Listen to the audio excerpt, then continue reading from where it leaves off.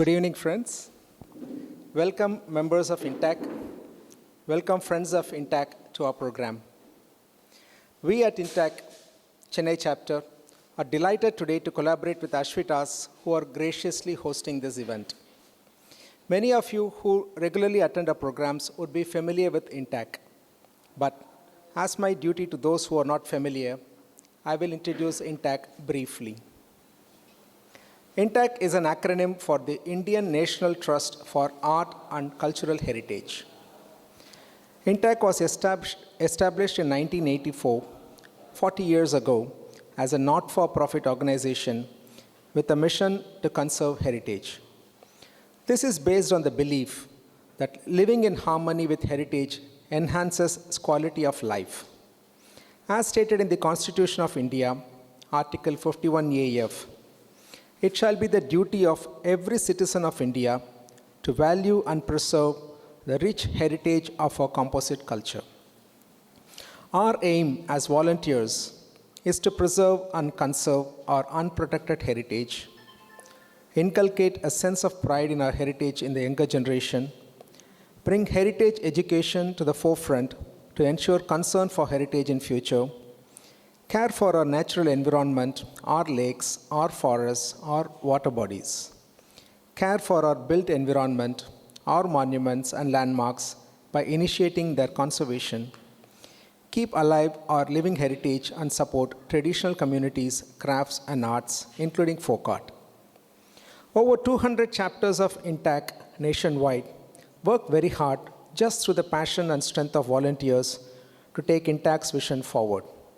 At Chennai chapter, we have formed heritage clubs in schools and colleges and volunteer training to sensitize youth to protect our rich culture. We have conducted walks, talks, film shows and quizzes on varying aspects of heritage, right from temples, bringing stolen idols home, safety of religious structures, revival of dance in temples, venues for music, Pallavas, Venkayya's contribution to epigraphy, Bruce Foods' pre-history influences of Tanjavur Maharashtrials, Dubashas, sacred plants, Buckingham Canal, maritime heritage, columns, Sungudi saris, Indian coins, and several more. Our young INTAC is active in conducting several programs for school children, including quiz, Khana Khazana competition, shadow puppetry, etc. I take this opportunity to invite those who are here to become members in case you are not one already. And please join in this mission to save our heritage and preserve it for our children, grandchildren, great-grandchildren, and in turn, their progeny. In our generation, we are mere custodians of what we have inherited from our ancestors to preserve, protect, and hand over to our next generation. Today's talk on the Armenians of Chennai promises to be very interesting. So Ashan is an Armenian who is passionate about researching the Armenian heritage in India. She has been based in Chennai since 2014 after marrying Mr. Kapilan Jesudian, a Chennai-born architect. So she is Chennai's Mattuponnu for us. Ashan is a local Armenian historian, the coordinator of South India for the Indo-Armenian Friendship NGO, and an active member of the Armenian community in India. She helps ensure that history and legacy of city's Armenian community, even if the community is small now, are not forgotten. She has made efforts to keep the history of the Armenian community alive in the city, as she is in the process of bringing a publication on the Armenian connection. We now look forward to Ashan's presentation. The floor is yours, Ashan. Thank you very much. Thank you for organizing this beautiful event, and I'm happy to be here and speak about Armenian heritage in Chennai. As we really have a huge heritage, and I want to share more and more that you will also know if you don't know yet, because the history and the heritage connection will help us to make the relationship more stronger. And I want to say thank you for your time that you came and you are here. And let's start our presentation. The Armenians of Chennai, a bridge between of East and West. Why I called like this my speech title? Because Armenians in 17th, 18th centuries, coming to Chennai, coming to Madras, they really played big role in Madras life of trade, commerce, arts, and they connected, east with west. Later I will show a map where you can see how the merchants were moving from Europe till Philippines and China. And that time, no banking, no normal system of financial, and how they did all that things. It's because of, I will tell later why and how it's run so many years. Yeah, technical issues, but no problem. First of all, I want to introduce why I started and why I'm here and why I'm going to speak about Armenian heritage and why me. First of all, I want to give you brief information that Armenian and Indian, connections coming more than 2,000 years. It's not like a new, in few centuries back, Armenian came for trade. No, the connection is long back. It started till 2,000 years back. And Armenians, even Greek historians, Xenophon has mentioned about the Armenians that they came to India.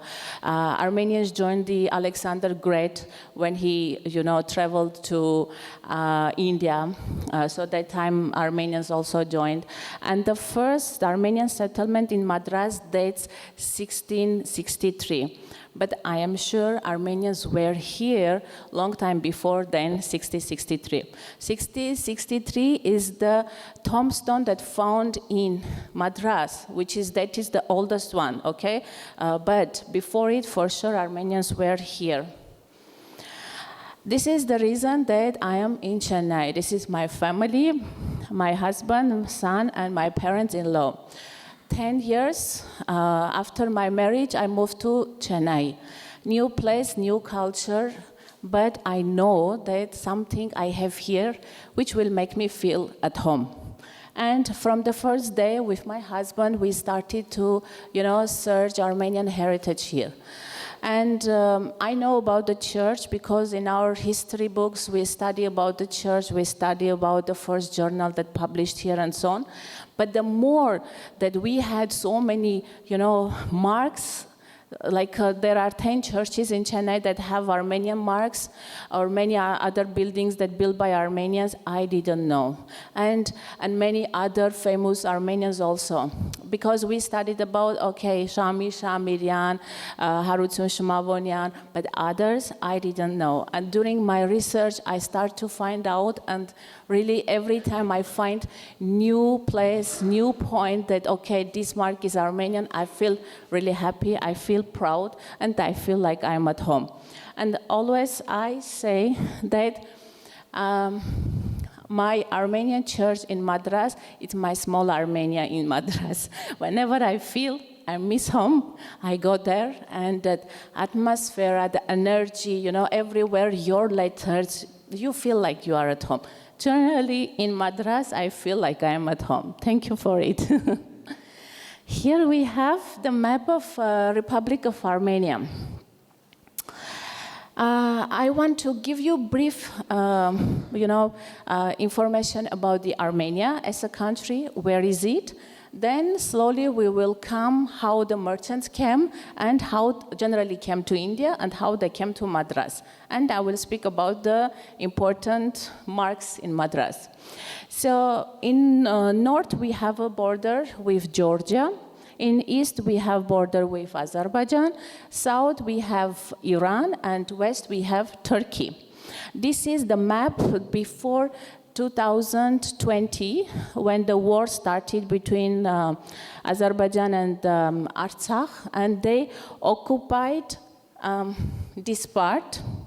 But this map always, it's my personal choice, so it always will be there till the part come back to Armenia.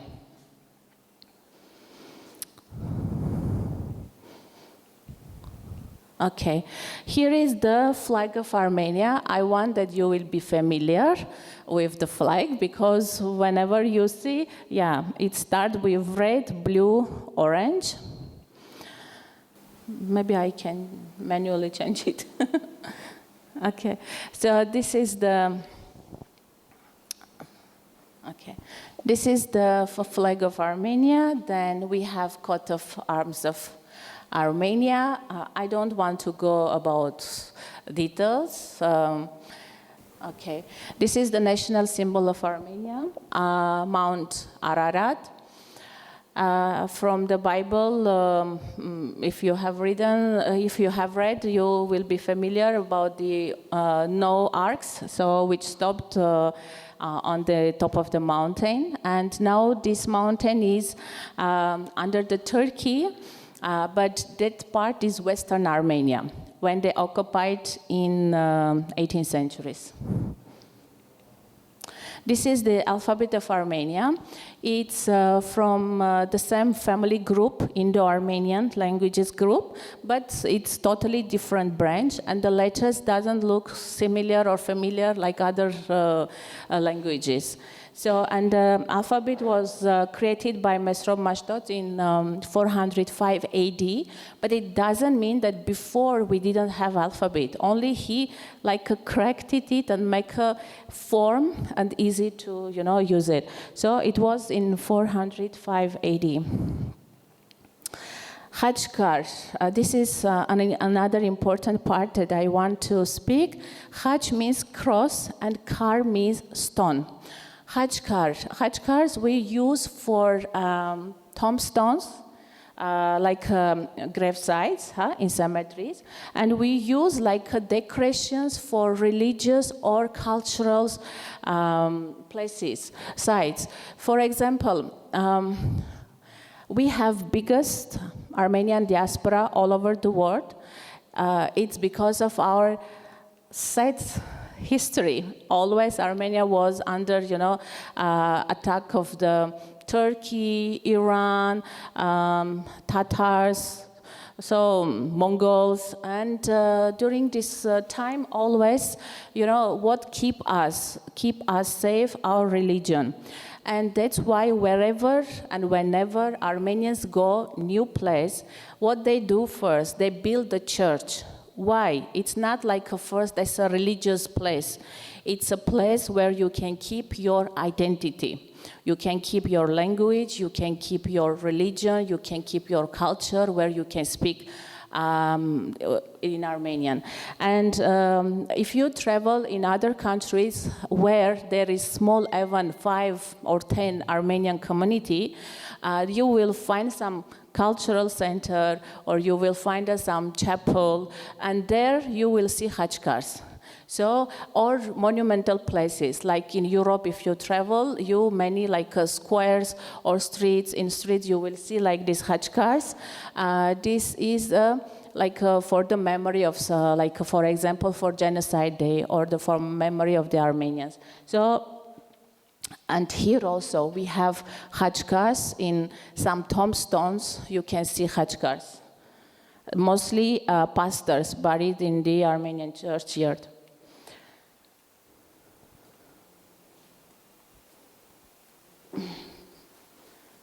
I think this doesn't want to work.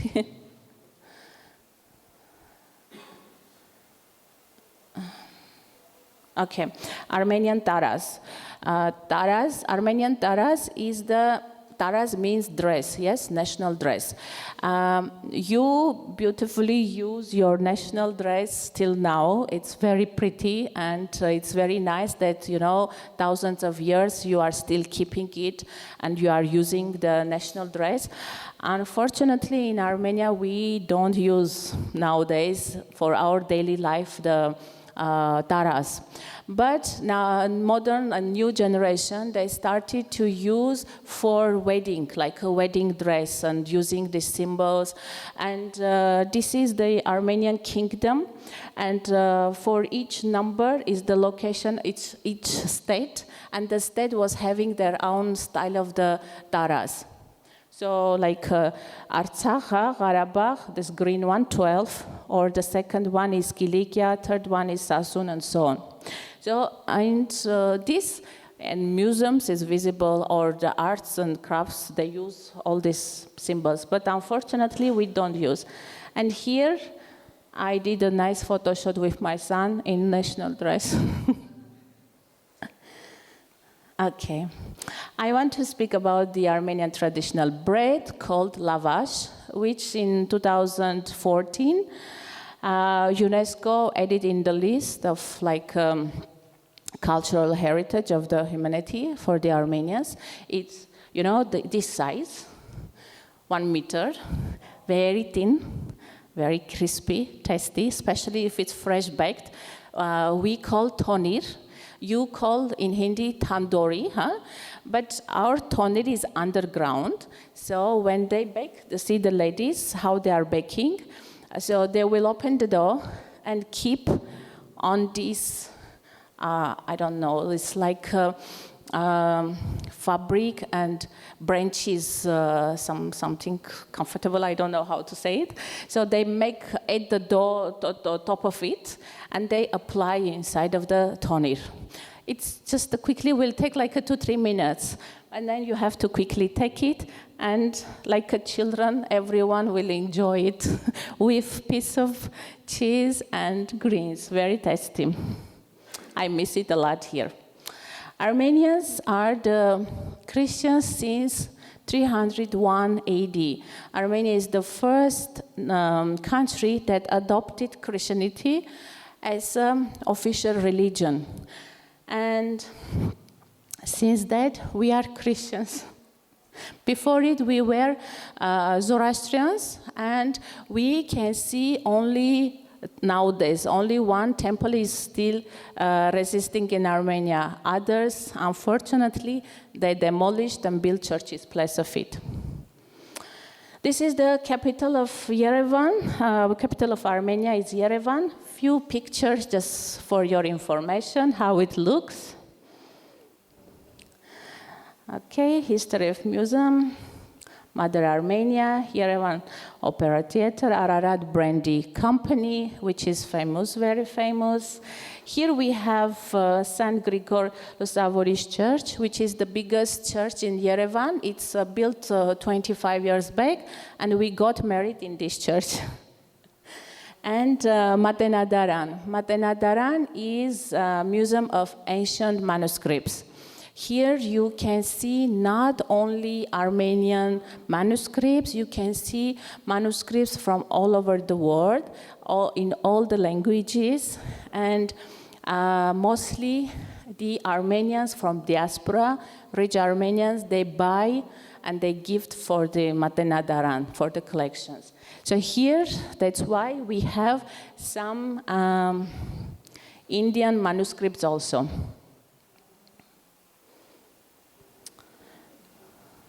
Again, I think you sit there.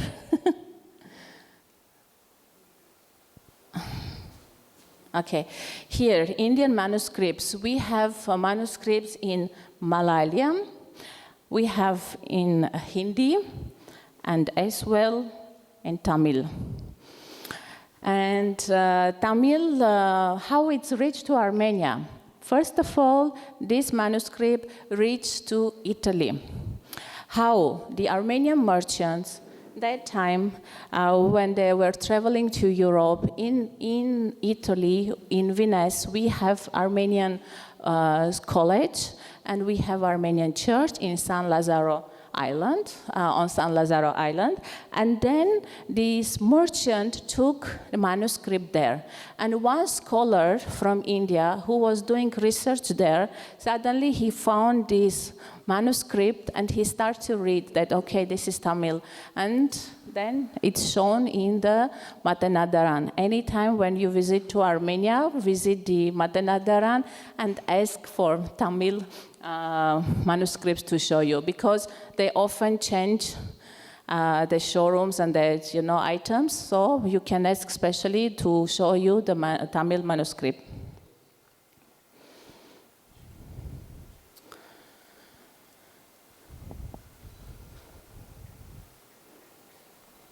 Okay. Tsitsarnakhobert, this is must visited place in Armenia, in Yerevan. Whenever you be there, please do visit and show your respect to the nation, to the victims, 1.5 million Armenians who were killed in 1915 till 1923 by Turks. That's why the Western Armenia is now under control of Turkey. That's why the Mount Ararat is in territory of Turkey, modern Turkey. My ancestors come from the Western Armenia. What we have, they had a very difficult life to just escape from the danger. Some of them, they were killed. They don't care about like a child or I don't know, pregnant woman or whatever, old man or woman. So I don't want to go deep in it. Whenever you visit or you can do, research about the Armenian genocide, you will find more information. By the way, there is a book written in Hindi. It's available in Amazon.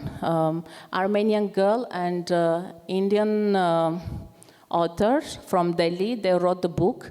It's very interesting where they are talking about the genocide details. More information you can find.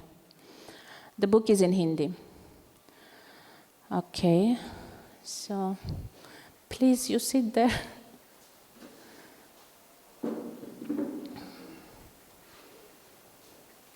Okay, Echmiadzin is the cathedral of the Armenian Apostolic Church. I want that you will pay attention of the structure, how the church looks, because I will show you some another like churches in Iran or in Madras as well. They don't look like this. A little bit difference is there. So this is the main structures that you can see. And the church, this cathedral, built in 301 AD. Gerard Monastery, 4th century. See the style again, and this is rock, inside of rock, like you have in Mahabalipuram. Inside of rock, they just sculpture and make the church, and when you sing inside, the voice is incredible. And this is the only temple that nowadays you can see in Armenia, Garni temple. So for sun, God of Mihar. Now, Kingdom of Armenia. We were not so small, okay? Some centuries back, we had so big Armenian kingdom. And every time our neighbors occupied, we became small like the previous map that I showed. Now, I want to show India. Yes, Armenia, how they came here. And how they started to do trade from Philippines to Europe and up and down, how they did. And the magic is, okay, here nowadays, you can see this is the map that only, like nowadays, you can see the Armenia is nowadays. And this part called Nakhichevan. This part, it's under the Azerbaijan, under the control Azerbaijan. In Nakhichevan was Julfa. There was a city or town called Julfa. And when in 17th centuries, 16th, 17th centuries, end of 16th, beginning of 17th, Ottoman Empire and Iranian Safavid dynasty, they started to make Armenia again battlefield. So then after the war, they divided Armenia into two parts. So Western Armenia again was under control of Turkey, Ottoman Turkey, and eastern part went to Iran. And Iranian Shah Abbas, decided that by force he has to, because he lost many things during the war, and he decided to make a new capital city, Isfahan. And how to develop the city? You need to develop the economy, yes? to build the city and build the economy. So he knew very well that Armenians are very good in languages, very good in art and crafts, very good in trade, and by force, he, around 5 lakhs people, from Nakhichevan, Julfa, from Qarabağ, Artsakh part, and from Sunnik region, by force, make them to go and start to live in Isfahan. Near Isfahan, he gave some district and said, okay, your land, you want, you go build place. Now the place called New Julfa. That's why I just wanted that you will know. And the merchants, mostly, who came to India, they came from Iran, New Julfa, Isfahan.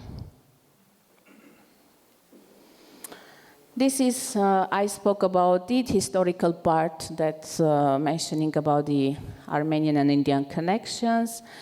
And the first merchant who came to India, they are saying that it was Thomas Cannan in 780 AD in Malabar coast, yeah? So Kerala. And this is the route of the Armenian merchants, that they were moving from east to west. So they were trading.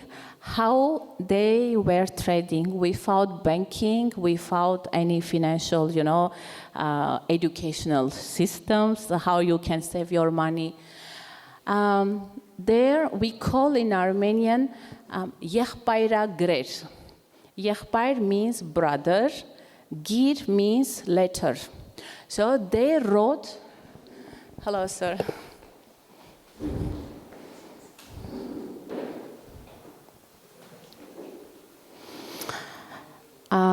His Excellency, Mr.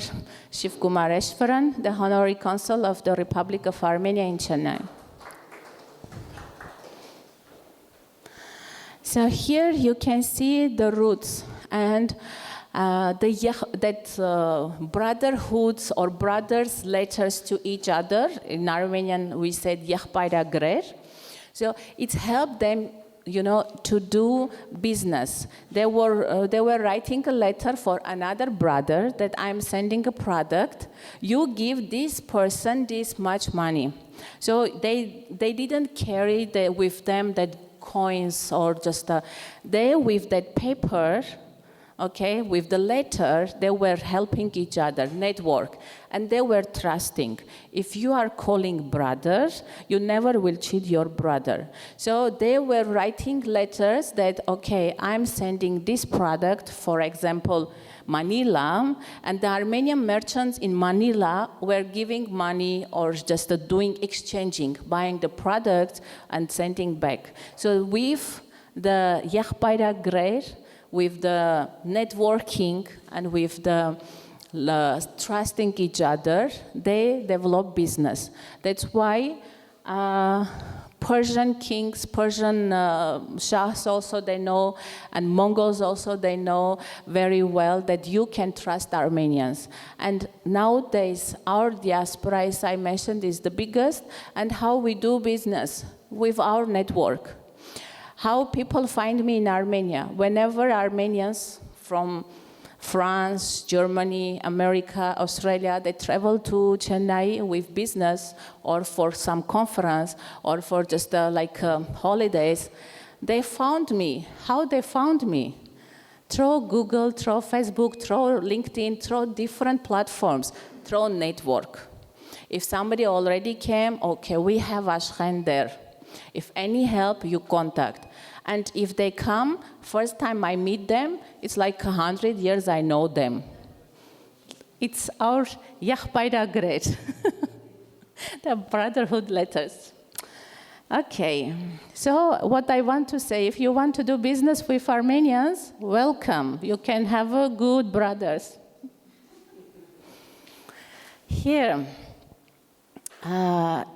okay, I just spoke about it, but anyway, in 15th, 16th centuries, so again, Armenia became a battlefield between two empires, powerful neighbors, and what they did, divided Armenia into two parts. And in 1602, Shah Abbas, first one, decided to, by force, make Armenians to move and go and settle in Iran and develop Iran.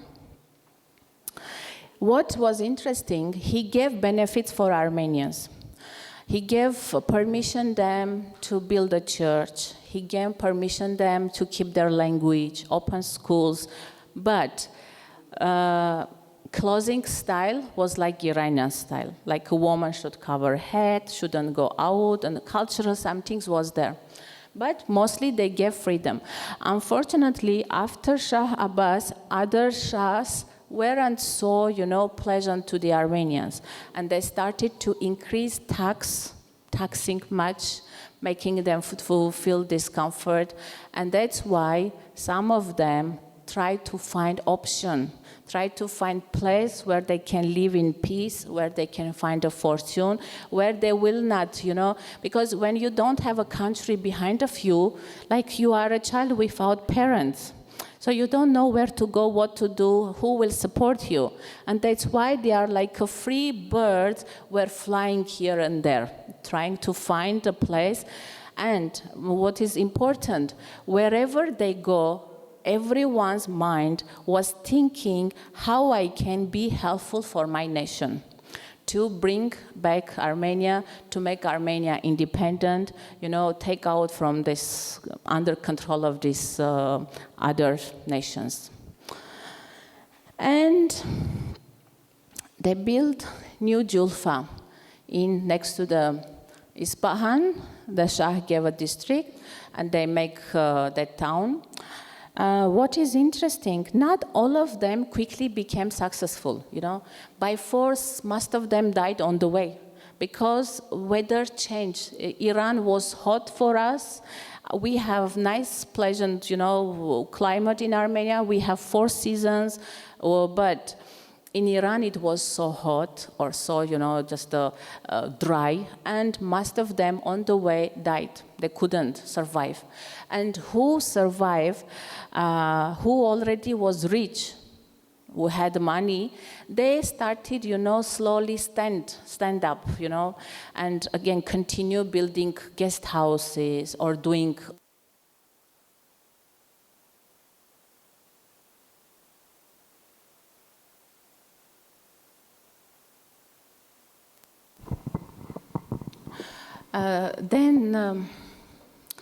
who couldn't, like a normal middle-class families, they couldn't, survive. What they did, they went village parts. It was really tough for them to build their houses. But whoever, even in city, first they didn't build house for them. They started to build church and cultural centers.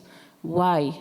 Because they know the churches will be for them a place where you can be safe, where you can keep your language, where you can keep who are you. That's why in Iran we have nowadays 13 Armenian churches, 5 Armenian schools, cultural centers, old age houses. This is a beautiful church, very beautiful, St. Bethlehem Church in New Julfa. Do you remember Armenian church structure? And this one look different, yes? They got a permission to build church, but nobody said that you can do whatever you want. And how they did, very smart. They built a church like a mosque. From far, you will think, okay, it's a mosque. That's, keep locals relaxed. I don't disturb you. And this is inside of the church. It's very beautiful, very beautiful. This church was built by the Petros Hoja's great-grandfather, wealthy Armenian merchant here in Madras. Like his great-grandfather, he also was a benefactor in Iran, built many bridges and churches. His grandchild also. Actually, it's true. If you want that your child will do something good, first you have to do good things. Like your example should be there. Okay, Armenians in India. So we came, merchant Thomas Kanai came in 7th century, 780 AD.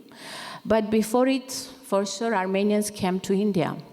But the settlement, like that, it dates till 15th centuries. First one in Agra.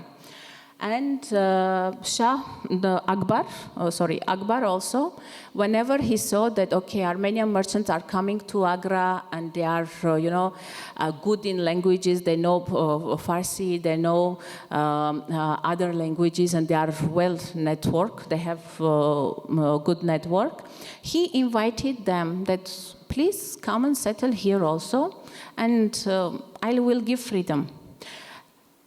That's why the first church, Armenian church in India, was built in 1562 in Agra. Unfortunately, the church is not there anymore. But what Akbar did, he followed Shah Abbas and give permission, religious difference. Okay, you have your freedom, because they know very well. It's not like we want the language, religious freedom for us, for our soul.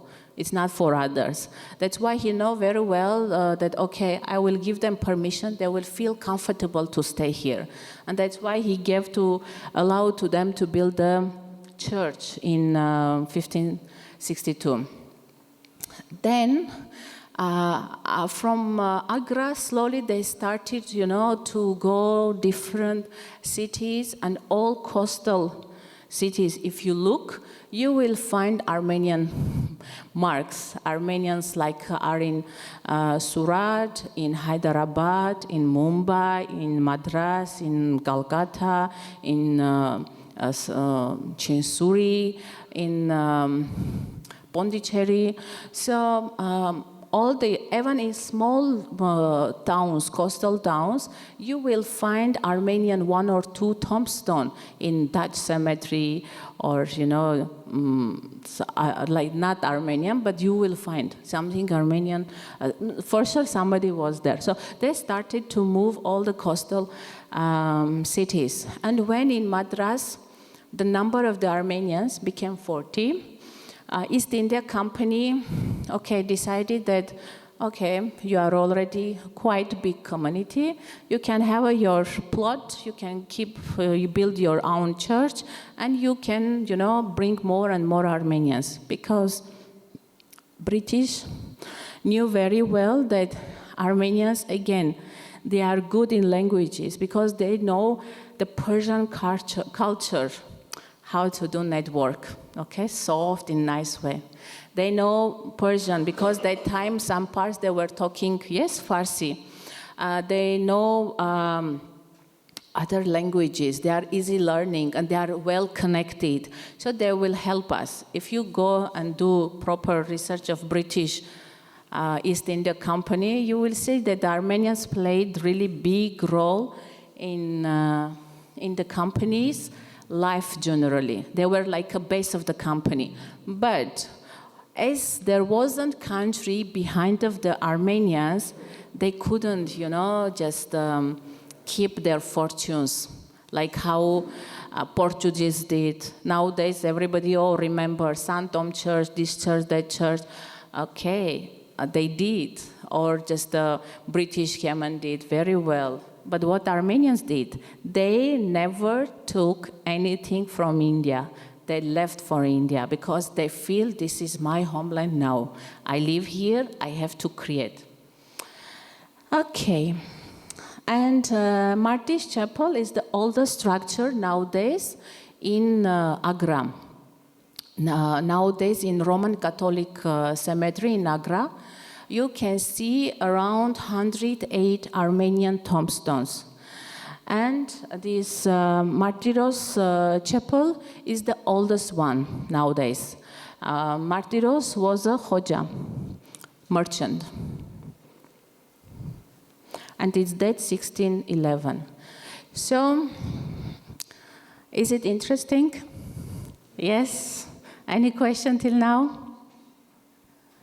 Later. Let's come to Madras. Hoja Petros Uskan, or Voskan Petros Velijanyan, Petros Velijanyan Voskani. Voskan is the father's name, Petros is his name, and Velijanyan is surname.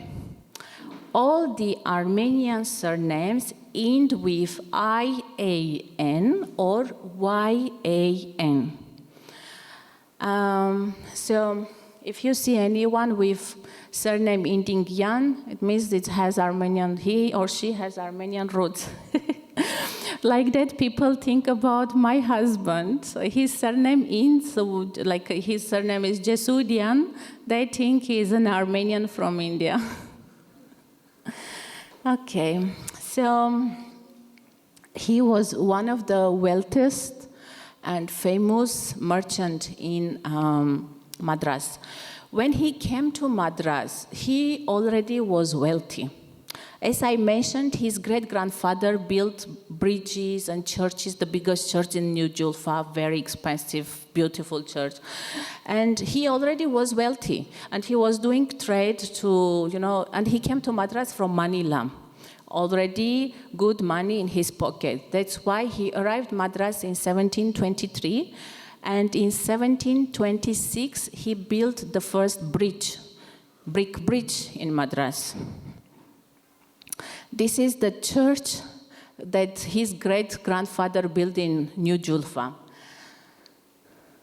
This is the Marmalong Bridge that Petros Hoxha built in 1726. After arriving Madras, after 3 years, he built this one.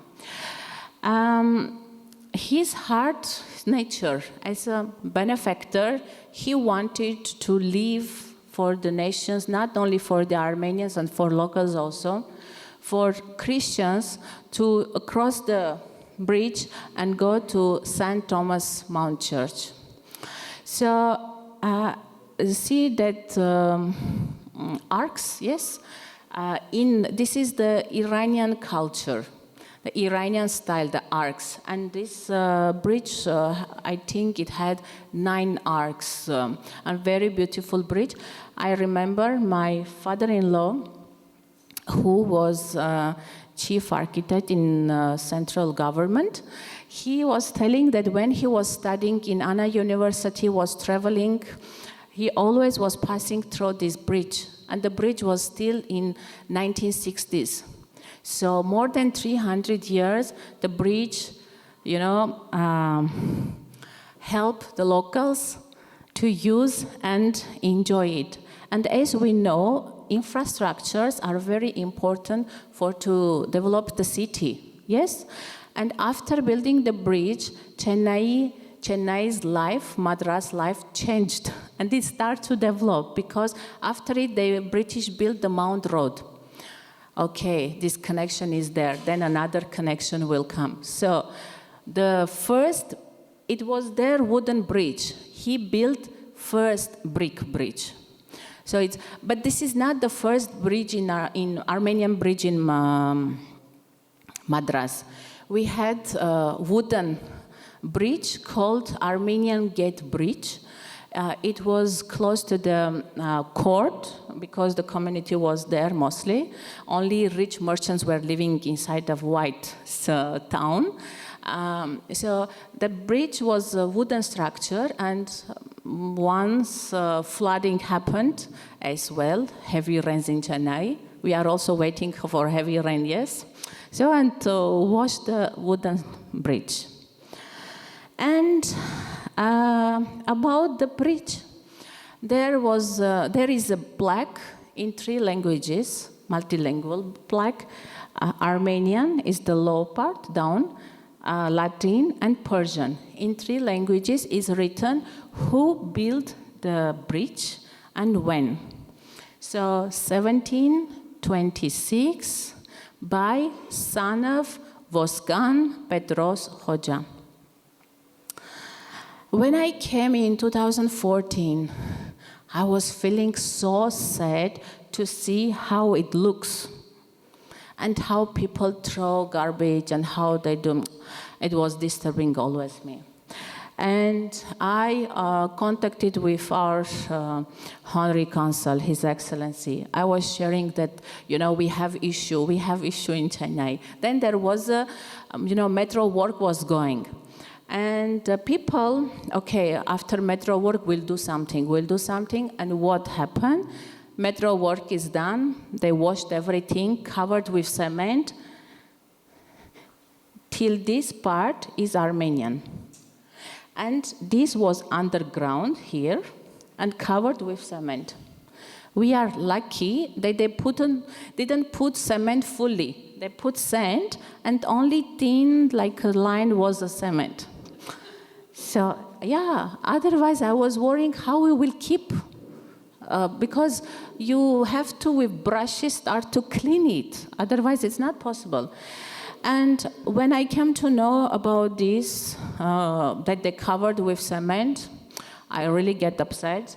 And with great support of our Honorary Consul, with discussions of the departments which are taking care about these parts, now you can see the result.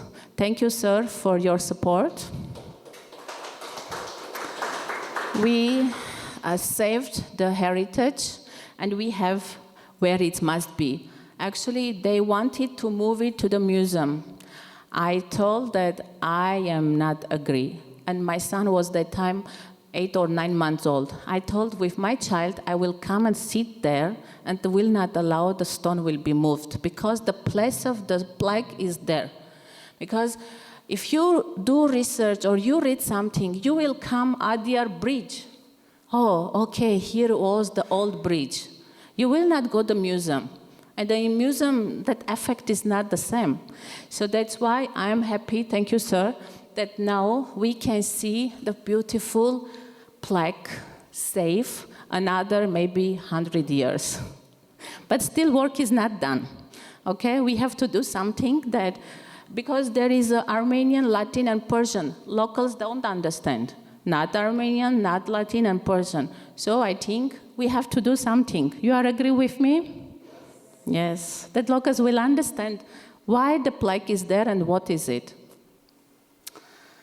It's very powerful, yes? 300 years, use the bridge, and now I'm very happy. Thank you, Chennai. Next one. Petros Hoxha was, as I said, very wealthy benefactor, not only taking care about his business. He was giving money just for churches. And St. Rita's Chapel, he donated money for reconstruction, the building, this chapel. And from roadside, you can see on top this plaque, where is written in Armenian, in memory of the Armenian nation, 1729. That is only in Armenian. And again, with my husband, I am very thankful to him. Thanks, Kapiljan, for your support.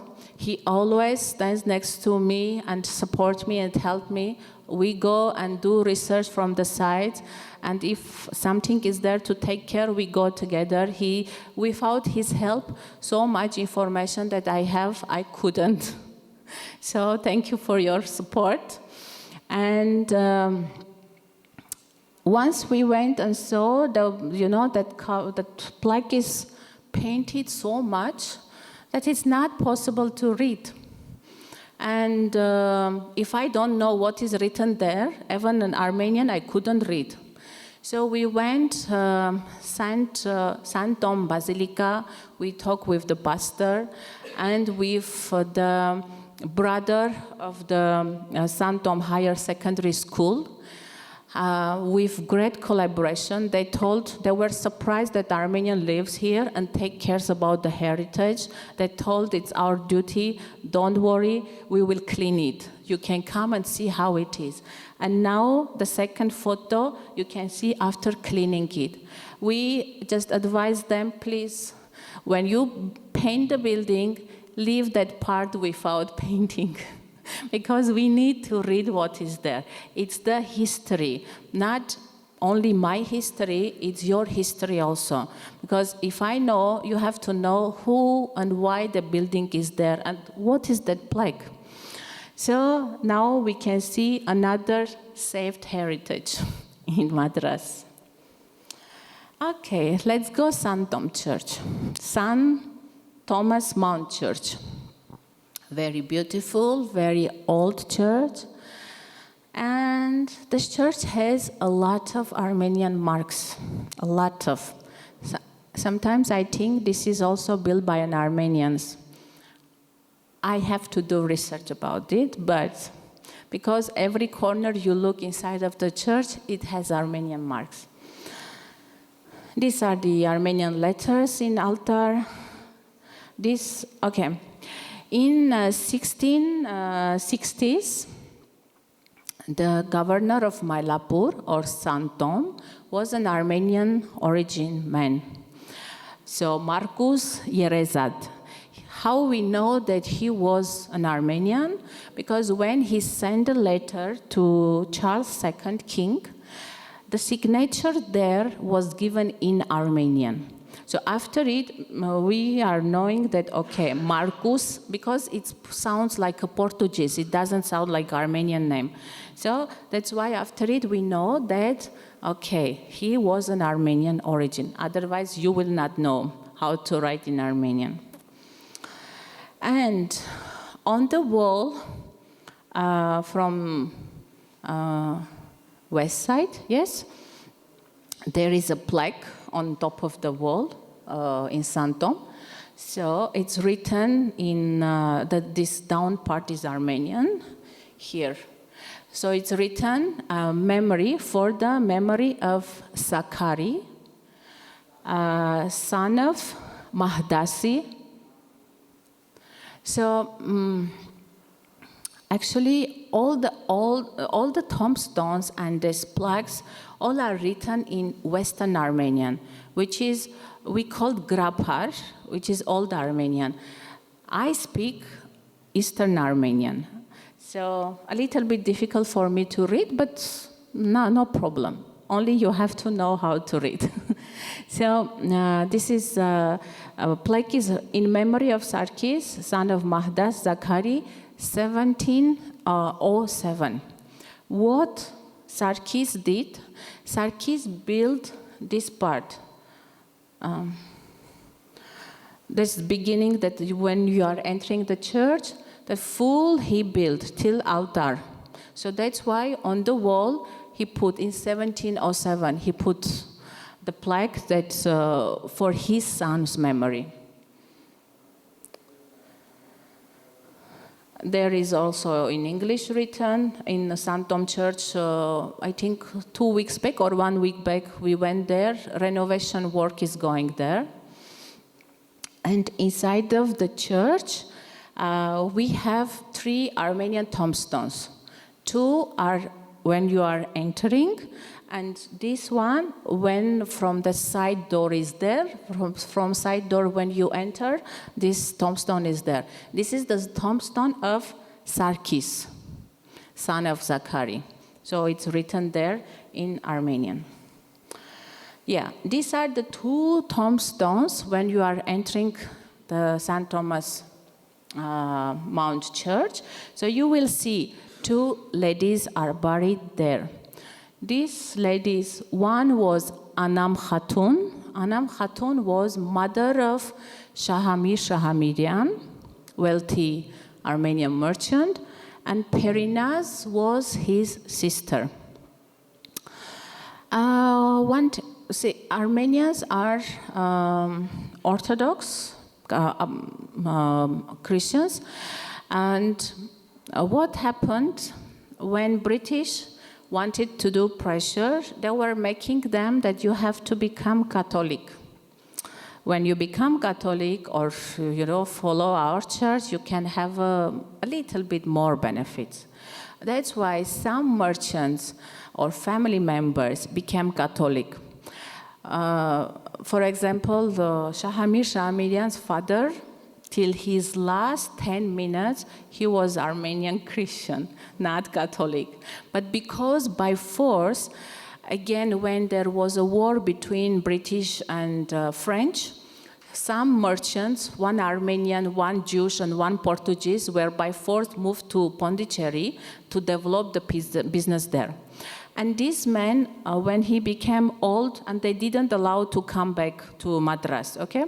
So when he was old and always was on his bed, he didn't want not to be buried. He wanted to be buried, but where to be buried, he didn't know. Because in Pondicherry, we had a church built by Armenian merchant, which was Catholic church. St. Louis Church. Unfortunately, the church is not there anymore. New church is there, Anglican Church, but St. Louis Church was built by an Armenian. And what Shahamirian's father did the last minute, he converted the Catholic, became a Catholic Christian, that will be buried there.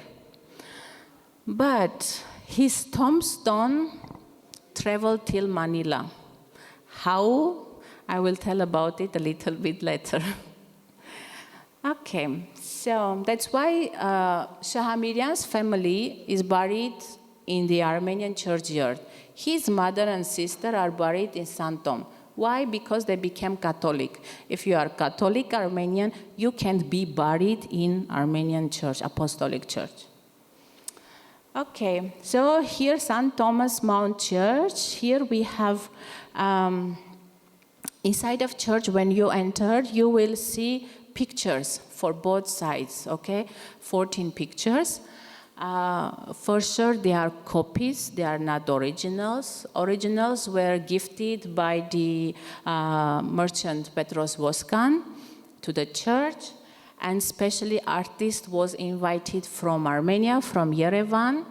And nowadays also you can see the names of the apostles is written in Armenian. Only as an Armenian, it's not Armenian because the artist who copied it didn't copy correct. Mistakes are there, but you can understand it's Armenian written.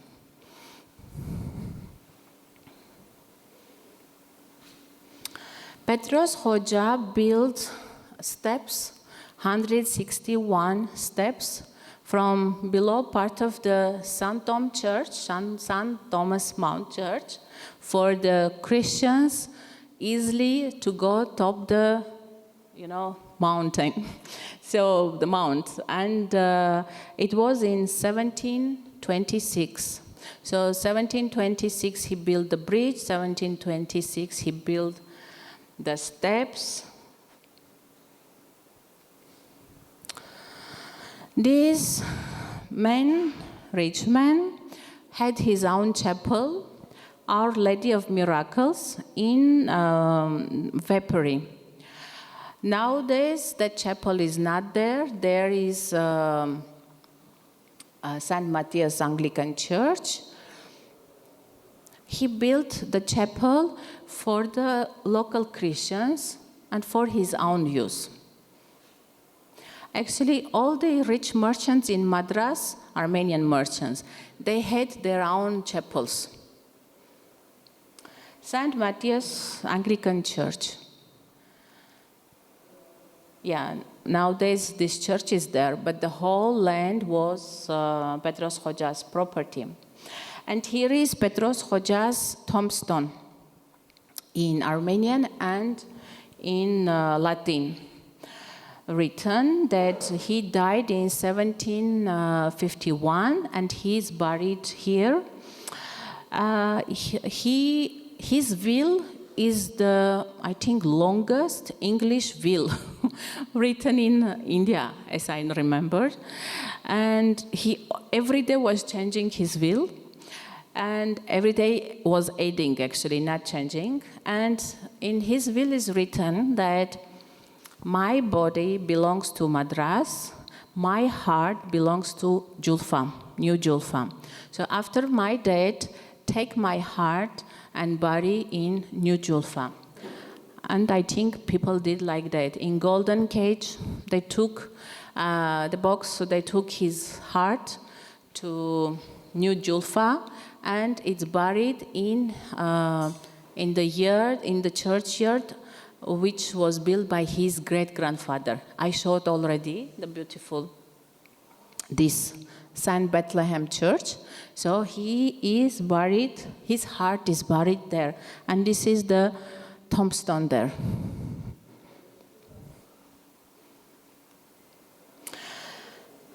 Another sad story. Iran, yes. This is the Vapori Church yard, where is Petros Hoja's tombstone. Again, with my husband, we were visiting sites and searching. We found this view. Here, this is Petros Hoja's tombstone. Exactly in the end, this washing place that was starting. And you can see how it was looking. And people were hanging all that, floor maps there. It's make me really sad that the person who did so much for the city, built the bridge, give so much benefit, nobody knows who is there and how he looks now. We have to respect, because we don't know how we will be, what people will do with us. So, we contacted with the St. Matthias Church pastors, asked them, this is not normal, please, it's a cemetery, we have to take care. The man, it was his property, gifted to you, so a little bit you do for his soul. And thanks God, they removed all these things. Nowadays, if you visit, it's not there. It's clean. Now, these kind of things are there. And once in a month, with my husband and little Suren, we do site visit. We visit all the heritage places, look how it looks, anything new, we have to care, we have to save, and clean the places. So another heritage is saved, but still work should be done there. Should be added something that who is buried here and what he did for the city. You are agree with me? Thank you. Okay, if we talk about Petros Hoja, it will go, because I know that I have short time. I don't want to, give so much, but he has done a lot for the city, and many other churches has Petros Hoja's marks that he gifted for Little Mount, for the last church, for other churches. So about it, maybe you can read in my book. I will tell about it later. Now let's go back for very, very wealthy, another wealthy merchant, Agha Nazar Jan. Agha Nazar is one of the first inhabitants in Madras, Armenians, who settled in Madras. He was very, very wealthy. He was the uncle of Shahamir Shahamirian, mother's brother. That's why the Admiralty House, after his death, is going to Shahamir's father, after Shahamir's father is coming to him. So he built the Great House of Madras, or as it's famous, another name, Admiralty House of Madras. It was built for his own use. If you visit nowadays the fort, I am sure you have seen the beautiful, that building. It looks like a palace, like a single man. He was married, but he didn't have child. As Petros Hoja, he didn't have child. So the beautiful house built for his own use. Later, after his death, following his will, it went to Shahamir Shahamirian's father, David, Hoja Sultan David. After Hoja Sultan David, who died in Pondicherry, I told earlier, this house went to Shahamirian.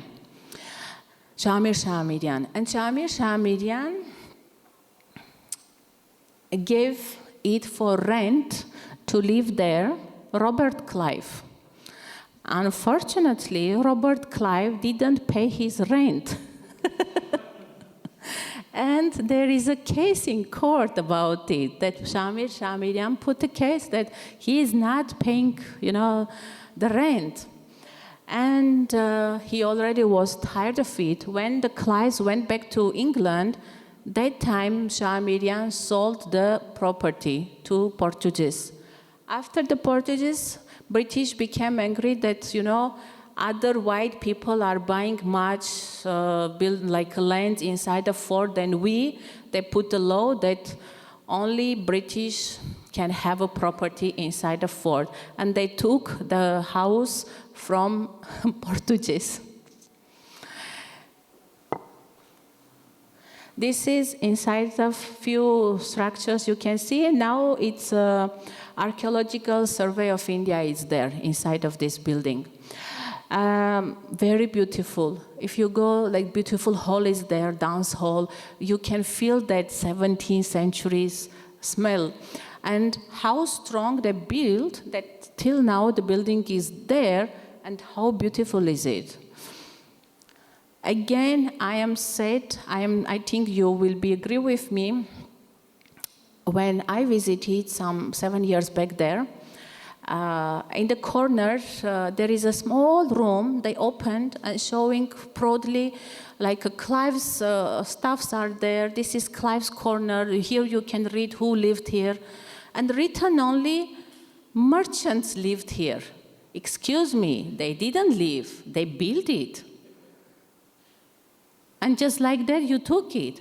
I want that you will help me, or we can do together, to put a border there, whose house it was, who built it. Should be mentioned.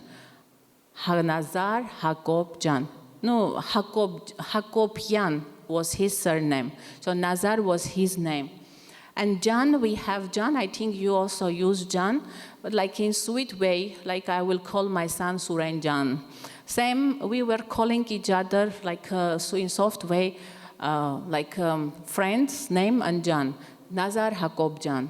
And as was difficult to pronounce his name, people were calling Nazar or Aga Nazar. Anyway, so there I want the place of always marking that Robert Clives lived there. I understand that you are pro that Robert Clives lived there, but who built it? That also should be mentioned. Agree, yes? We have to correct. Okay, come to Shahamirian. Shahamirian, his father was a merchant. His mother was the Agar Hakob Nazarjan's sister. So they were together doing business. And he already was from wealthy family. When his father came to Madras, he wasn't so wealthy. Okay, in 1740s. But Shahamirian already became wealthy because his father's properties and his uncle's properties came to him, and he also was a merchant, rose water, expensive stones, and fabric trade. That's why all the Shahamirians family tombstones, they have that weight measuring stones. Okay, and it's showing a law also. I will talk about the law part. And it has scissor. Scissor means the fabric. It doesn't mean that they were, stitching or something. No, they were in trading fabric. Shahamirian really played big role of the history of Armenians. Generally, Armenian community in Madras, their mark in the Armenian history is incredible. So it's very important.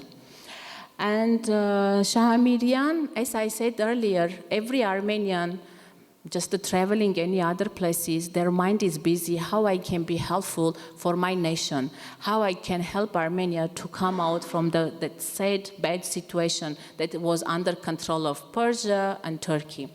So, and his mind was thinking, okay, I have to create something, I have to help, so, and first his son started writing. That's why he is co-author of the Snare of Glory, the book, which became the first ever draft version of the Armenian constitutions. Nowadays that we have, the base was this book that was written here. That started Shah Mirian's son. Unfortunately, he died in Dhaka when he was traveling for trade. At the ship collapse, and he died, and he's buried there. And what is interesting, on top of his tombstone is written, if you are coming from my country, bring good news for me that my country is independent. It's very sensitive, yes, that your mind is so busy that your country should become independent that even after your death, you want to hear a news that, yeah, it's independent. Yeah, it's already 33 years independent nowadays. And this book really, after his son, because his son helped him to start the printing publishing house in Madras, which is the first in Armenian, in our Indian community. After his death, he just finished the book, and that's why when you search, that is having both their names, Jacob Shahamirian and Shahamir Shahamirian.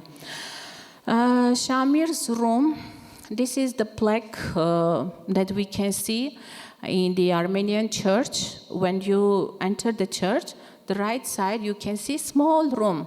And that room, on the wall, you can see on top this plaque. Okay, it's written that built in 1765. It means this room was built before the church, and for the memory of Shahamirian's wife, Anna, for memory of Anna. Actually, Armenian Church was built in 1712. Nowadays, the territory is inside of the High Court. And when there was a war between British and French, the church gets destroyed or get burned, or I don't know what happened. So it's not there. And rebuilt. They built again in 1772, where it is situated now, in the Armenian burial ground, which was the property of Shahamirian's family. And there they had their own chapel. So that's why this room is built earlier than the main church, 1712. So here we can see inside of the Shahamirian's room are buried his family members. His tombstone, his wife's tombstone, his two little daughters, his son, another two sons. The youngest one again died early in 28 years old, and the second one, the grandchild. So his family's room is it. Okay, so this is the beautiful Armenian church, my small Armenia in Madras. Once in a year, last 8 years, once in a year, only during COVID time, 2 years we didn't have, we are having Armenian service in the church.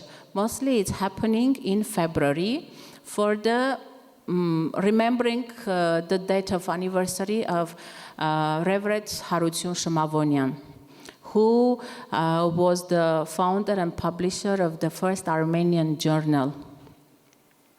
So this is the last service photos that happened in February. I just want to say a story. This man, here we can see his face, but he entered, we were talking with other fellow Armenians who came from Calcutta. Pastors are coming from Calcutta. And we have an Armenian college there, and some students are accompanying them, and community from Madras and people who show interest to join, because the service is in Armenian only. It's not in English. So people who wants to be close to the history, they come for the service. And we were talking, and this man entered. He was looking like European, but not for sure Armenian. Entered, greet in Armenian, and went. At the moment, I greet in Armenian, Barev. Barev, you like a hello in Armenian. And when I just said Barev, and first I see him. Who is he? I turned and I asked, "Are you an Armenian?" He said, "Yes. I am Armenian from Istanbul. I came to Chennai for a business trip, and I know that this is a Sunday today, and we have a church. So for it, I came. I thought that I will meet a fellow Armenians. I said, you are very lucky. This is the date that once in a year we have a service, so you can see Armenians here." Okay, and this is the group photo.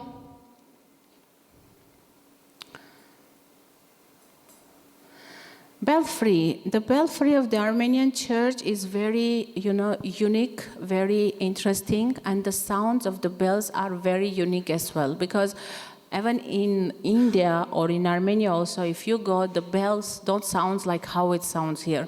Very rich. And each bell has different sound and very powerful. So there are 6 bells. Each of them, around 150 kg. And first was created in 1754. Then that one is having a Tamil inscription, because they recast it again in 1808. And second two, it's having Tamil inscription, I said. And second 2 bells are gifted for the church for the memory of Eleazar Shamir. Eleazar Shamir is the youngest son of Shahamirian. He gifted for his son's memory, and last two bells are gifted in 1837, and these were cast in Whitechapel Bell Foundry, which is famous. The big band's bells also were made in the same foundry. Very unique, and we have I can say tradition. Any Armenian to visit the church is not important which time is it, morning, evening, will ring the bells. So it means the locals, we are announcing that the Armenian visited the church. Here you can see the bells, 1754. This one is having Tamil inscriptions. This one is built in London, 1837, and this another two, 1790, was gifted for the memory of Eleazar. Let's come to the Harutun Shmavonian, pastor, founder, publisher for the first Armenian journal. He was having very sad life, actually. He came from Shiraz, from Iran, and after his 2 children died, 2 sons died, they got some illness and died. He couldn't take that, sad sadness, and he left for 7 years. We went to the top mountains in Iran and start to, study with the monks. And he picked up the French, Persian, and other languages. And he decided that I want to go to Madras and help the Armenians there and become their pastor. And he, with his daughter and his wife, came to Madras and lived his life fully and died in Madras. And he is buried in the churchyard, Armenian churchyard. So when Shah Miriam started publishing house, his elder son and younger son were helping. But when they passed away in young age, he didn't know what to do. He wanted to close the printing house. And Harutun Shmavonian offered his help. And he gifted it to Harutun Shmavonian to continue the printing house and publish books for the community. This is the Azdarar. Azdarar is the first published journal, Armenian journal, that was published in Madras in 1794. The journal, some copies, not copies, original, you can see in Matenadaran, Manuscripts Museum. In Yerevan, when you visit, you can see originals. You can touch and feel. No, you can't touch, but you can feel very close. So how in 17th centuries they created so much. And he did everything by himself. The fabric, the letters, printing, typing, everything he did by himself. And this journal, unfortunately, had short life, just only almost 2 years, 18 months. It was published only 18 months. And 18 issues are there. And in Madras, it has 28 subscribers. Other 10 subscribers were from Europe. And what was included of this beautiful journal? It was having information about the birth, about death, about marriages, about sheep, ranks, about business, about news in Europe, news in Armenia, news in Russia, because Armenian merchants were traveling from Russia, from Europe, from Nakhichevan, from Persia, and Harutun Shmavonian, how he was getting the information. They were sending journals from there with the merchants. They were noting, and the merchants were coming and giving information. He was writing what's happening here, and he was sending it, to them. When you read for these 18, actually online it's visible. You can read only it's in Armenian. You can read in Matenadaran's library, online library. All are.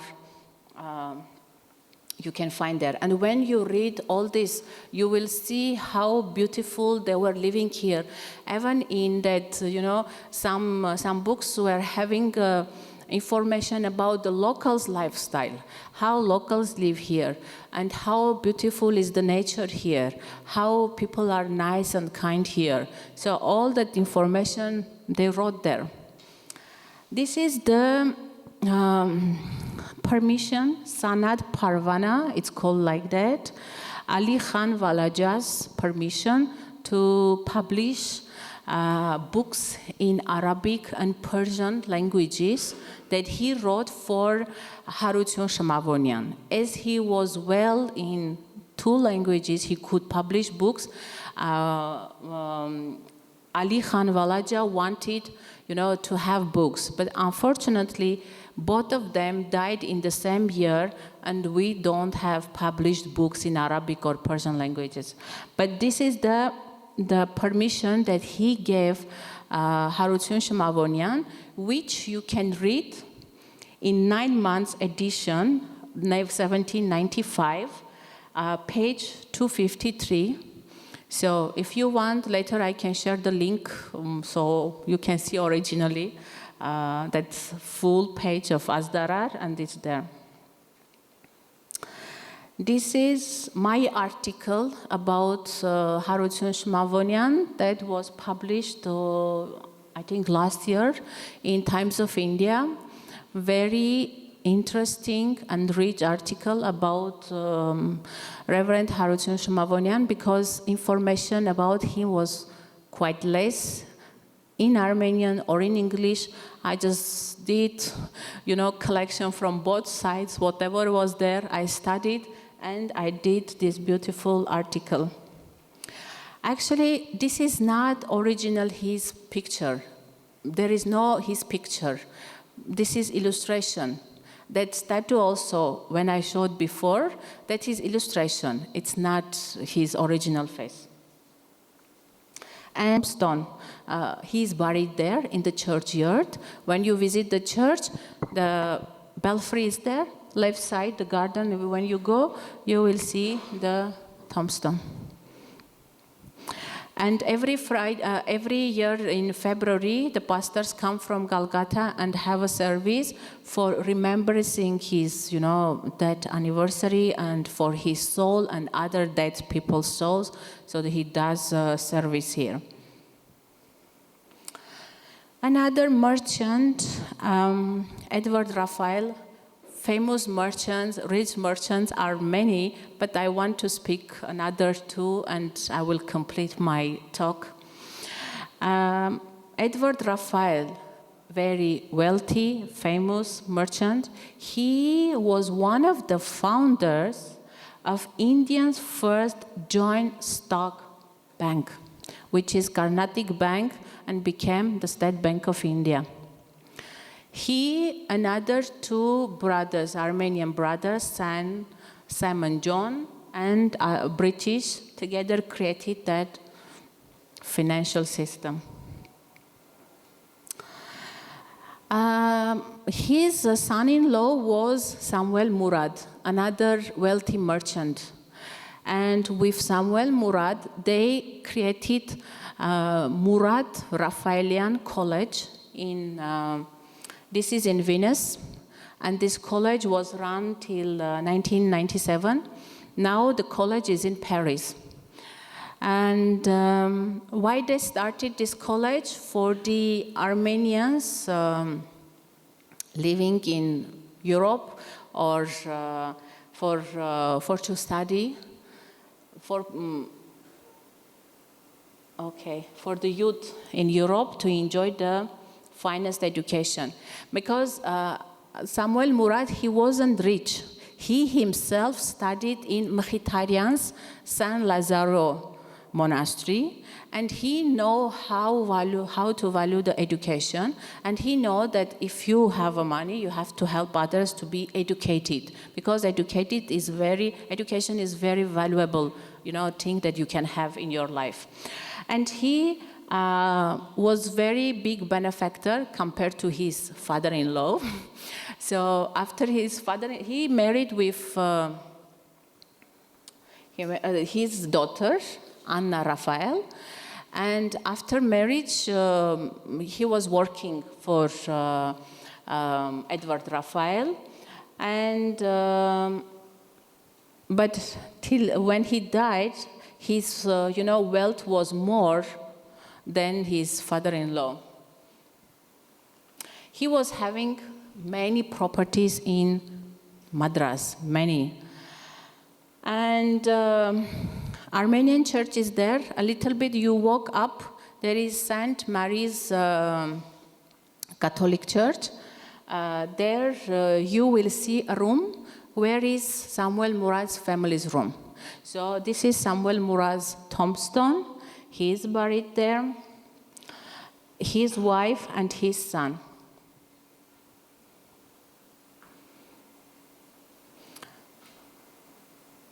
Samuel Murad was owning the property Murad's Garden. I think you have heard about Murad's Garden. Murad's Garden was his property, which is now old college campus, became old college campus in it was sold from his son. His son sold it in 1827 to the government.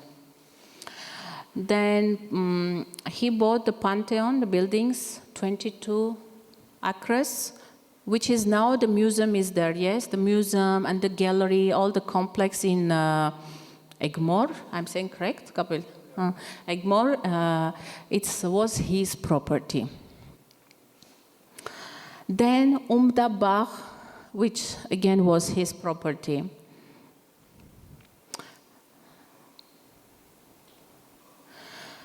John Aratun, another merchant who has a street after his name, Aratun Street, in Royapuram, a little bit far from the Armenian Street.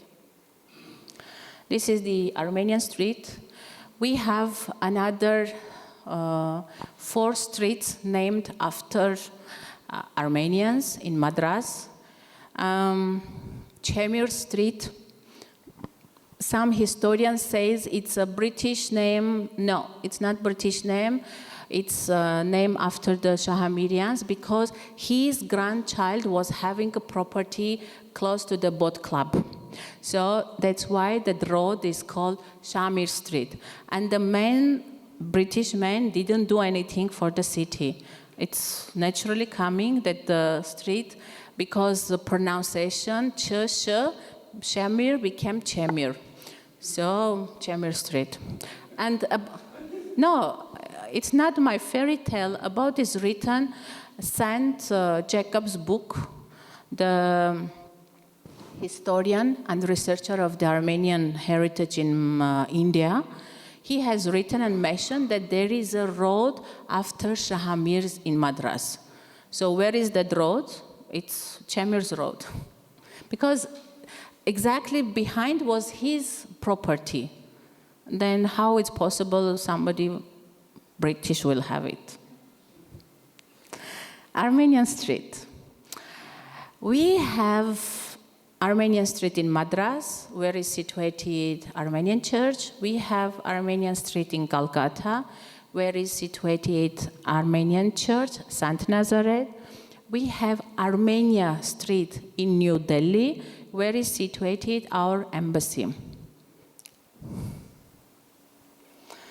And the second Armenian cemetery, which dates 1862, because the first cemetery, it's in churchyard.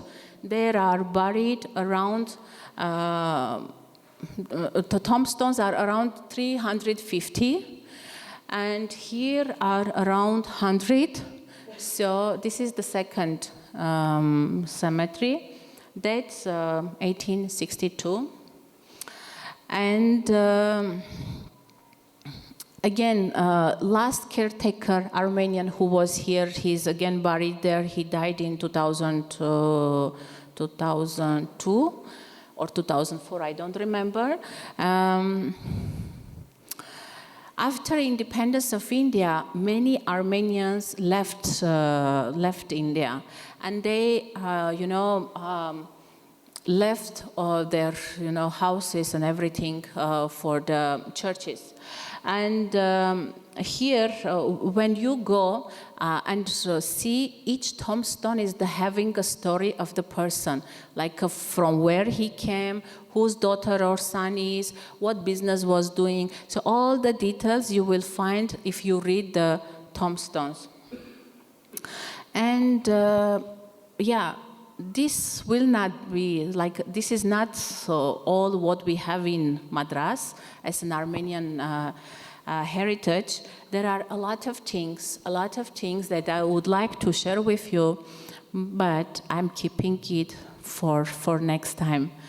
And after 10 years doing, so much research, by profession, I am not a historian. I'm economist, and I have my marketing company. I help businesses to connect, like Indian businesses to connect Armenian businesses. And in this case, we do a lot of things. Sir also helping a lot for the businesses to develop, because we have historical connection, and now Armenia-India relationship is developing, and as you already understood, we are trustable partners, trustable business friends. So doing so much research and getting so much information, and every time Armenian visit to Madras, they contact, we take them here and there and show. And one day I understood that I have so much information, I don't want to keep it for me, because what I know that Armenians in Armenia, they don't know. I want that they will know about it, like about Zakarian families. We know only main, Shahamidians about the church. I want they will know more, each details. And the locals, because when I started to work with locals, every time I say I'm from Armenia, they don't understand. Then I say, we have Armenian Church, we have Armenian, oh, okay, Armenian Street, oh, okay. Oh, you are Jewish or you are Russian? No, I'm Armenian. That's why Armenian Church is there.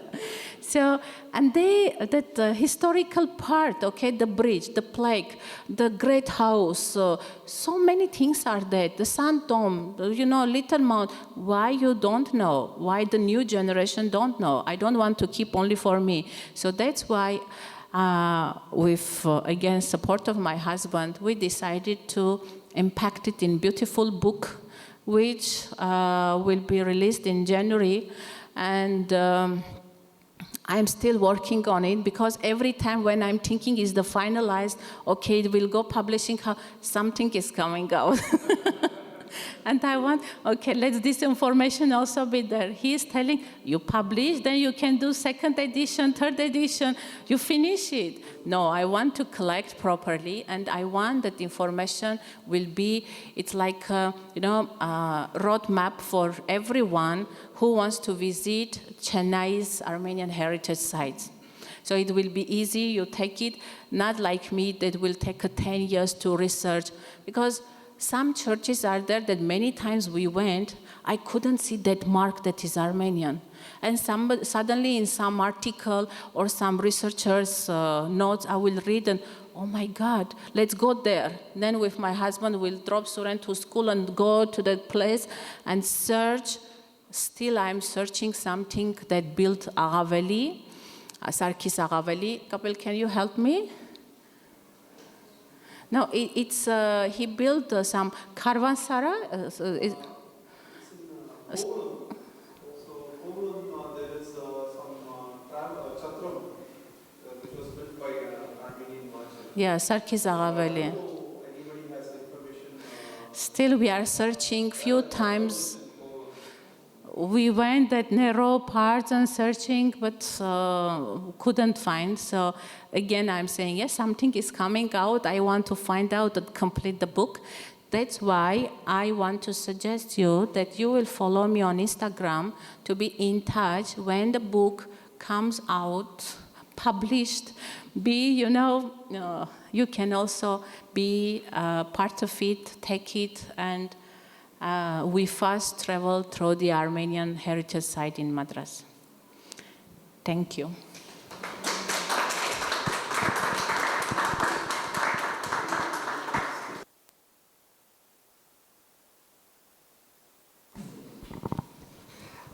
I take this opportunity to invite the Honorary Consul General of Republic of Armenia, Mr. Shivakumar Ishwaran, to share a few words on this topic.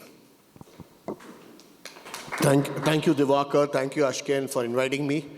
I'd like to introduce myself. I'm the Consul General Honorary of Armenia in this beautiful city of Chennai. So my exposure to Armenia happened way back in 2011. So I was introduced to the then ambassador, and then it was first love, not only to the ambassador, but also to the country. So I've been the Honorary Consul General of Armenia for the last 13 years. It's been a brilliant journey. Every time I've gone to Armenia, I've fallen in love with that country again and again. So the first time I landed there in November 2nd, 2011, I didn't know much about the city, Yerevan, and also the country. But when I landed there, I was thrilled to see such a beautiful city, but beautiful people. I would urge all of you to go to the wonderful country, Armenia. The people are like you and me. They have the same features like you and I.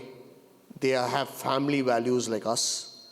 And they have beautiful people like Ashkin. It took Ashkin and Kapilan's love story to make so much of research into the Armenian history in this part of the country.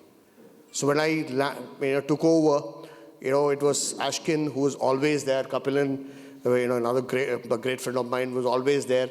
So we used to walk a whole lot of things towards, unraveling the wonderful history of Armenia in this part of the world. So that monument on the Mamlin Bridge was another initiative. So I got a call from Ashkin one early morning, I think it was on a Sunday, and then she said, the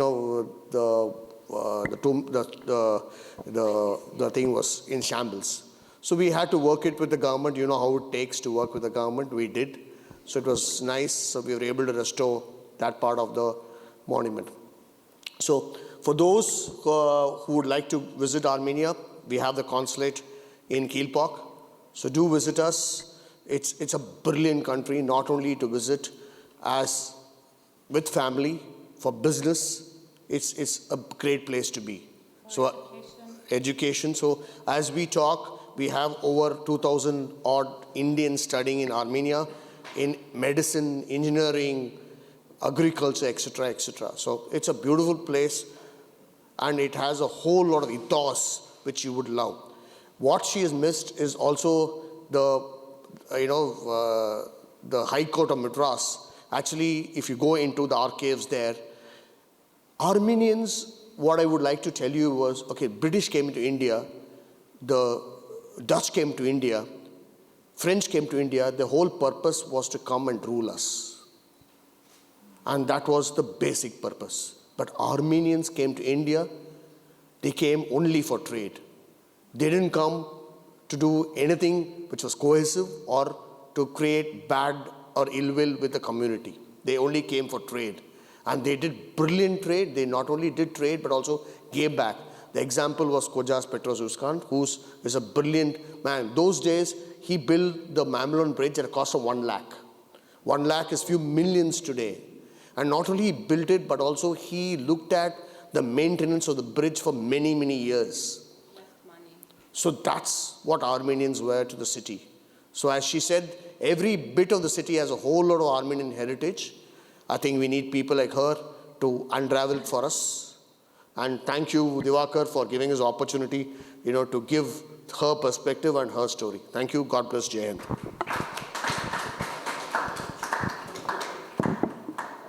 As a token of our appreciation, we'd like to hand over a memento to Ashton.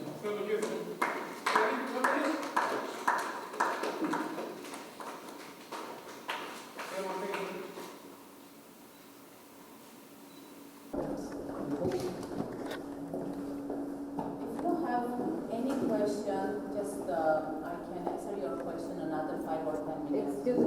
Yes, please. It's not a question, it's sharing the joy. The way you put your connections, your feelings, and your sense of belonging, heritage, or whatever, through Armenia. I've been feeling it through my village, which is in Tanjavur, and I have the same worship for Rajaraja Chola, the great Tamil king. So many first to his credit, so I feel so proud of that particular soil. I'm very happy to be born there. The second thing I noticed in yours is that you learn all the alphabets, and I was wondering so much like calligraphy. And when you said Persia, and one of the publisher was from Shiraz, and Isfahan is part of Isfahan is a new place. So those are the places which were the kind of developing the paper manufacturing and all the calligraphy, anything to do with publishing. And the first publishing house Armenia started in Iran. But then, the soil is the same, so that connection was very happy to kind of connect. And the other is the first journal, non-local language published in India. So I that was understand. interesting. But when I saw Shiraz, I was very happy. So when you said that Isfahan, then I could kind of link it up. I had no clue about Armenia till today when you talked about all this. But I'm sorry for the ignorance, but I'm very happy to be enlightened. And there's one book by one Padmini, she has written about Armenian street because she happened to live there. Maybe you should get hold of that one and read it also. Thank you. Yes. Where exactly is that track in the Marmalang Bridge? Adyar Bridge. Adyar Bridge. Bridge starts. It's not Adyar. It's inside of it. You know that metro which is there, it's inside of it. On side of it. Before the side of it. And if you walk in the pavement, you will see towards the bridge. If you walk left and right. Marmalang, the name itself is a corruption of Marmal. It's a Marmalang bridge. It's anglicized to Marmalang.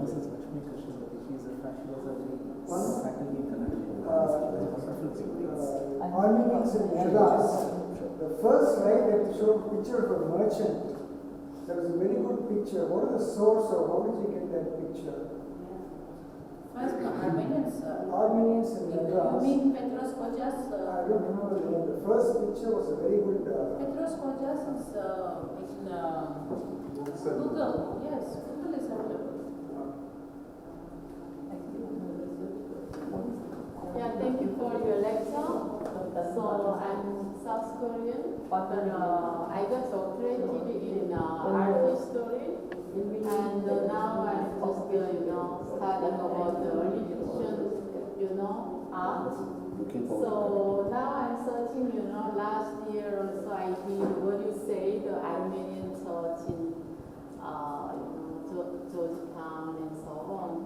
So I got so impressed, and then, immediately I saw in I'm expert group, your poster. So I said, okay, I will be here. And so thank you, and then I could learn, some iconographies from, Armenian churches, early Christian art. So I'm so thank you for your lecture, very rare, and then also very practical. And you're a very patriotic person. Yeah. And also, so I love this. I'm not so like, that much. So I also like your diaspora here. And really you love your, historical place. And tracing them well. And really I have to learn, as a scholar, many more points from you.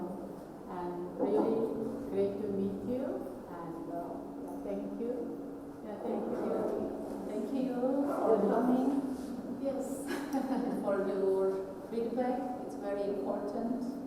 Yeah, as I mentioned, I'm not like a historian. It's my passion to do research and speak about Armenian history, Armenian heritage here. So thank you for your feedback. It's important. Yes, sir. So, does Ashken have the same roots as Ashkenazi? Ashken is a No, that is different, Jewish. That's different. Okay. And you said. But they are also from Caucasus. The same region. Same region. Jewish people from the same region. Neighboring region. Okay. So you said Christianity came to Armenia in the 3rd century. Yes.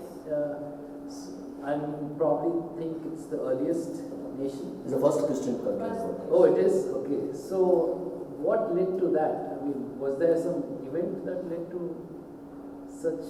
Yeah, the king Tartar became sick, and his ears became like a pig ears, and nose became like a pig. Face changed because, and he suddenly became having so many diseases on his skin. And Saint Gregory, the Illuminator, the first pastor, he saw a dream where they told that, you have to change. You have to come to the God, and when you come to the God, everything will become normal and clean. Nobody believed, and the king put Gregory Illuminator in in Hall Hill? In a pit. Yes. So in Hall Virak Church, if you go, you will see the place. You can go down and see. Same like that Saint Thomas here, he stayed there without anything, just like a punishment. But every day that God's situation became, that the king's situation became worse and worse, and they accepted. They said, okay, we come. I think we learned, history class. I think AD 303 was, King of Constantinople, sentenced to their Rome country become, Christianity, right? But your country is more earlier, 2 years earlier become the Christian country. The place is the story where the king didn't believe, and he pushed the Grigori, go far, don't disturb, we are happy that we are Zoroastrians.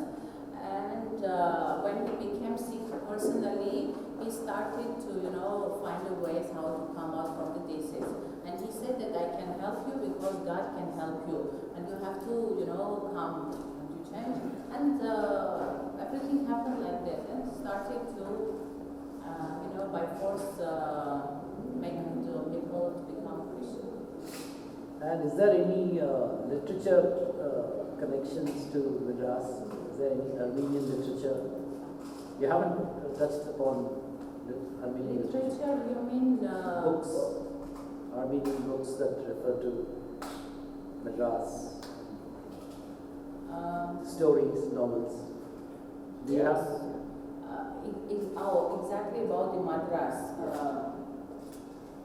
Like that, I don't remember. We also have a book which is written by, we brought a book, Armenia, India, so far but so close. This was brought in the 25th anniversary of the Indo-Armenian diplomatic relationship way back in 2018. It was written by the then Indian ambassador of Armenia, Archon Malhotra, His Excellency.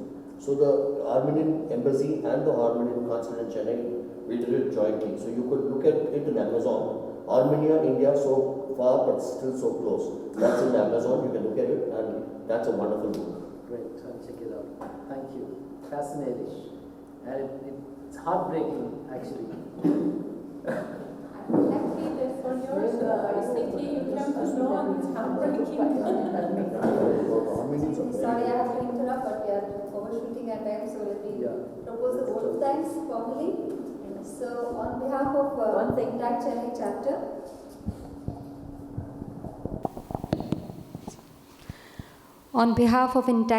chapter, I thank Ashkin for giving us an insight about the 2000 years relationship between the Armenians and Chennai.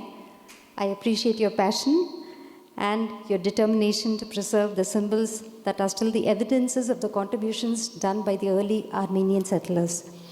I thank the Honorary Consul General of the Republic of Armenia, Mr. Shivakumar Ishwan, for being with us this evening.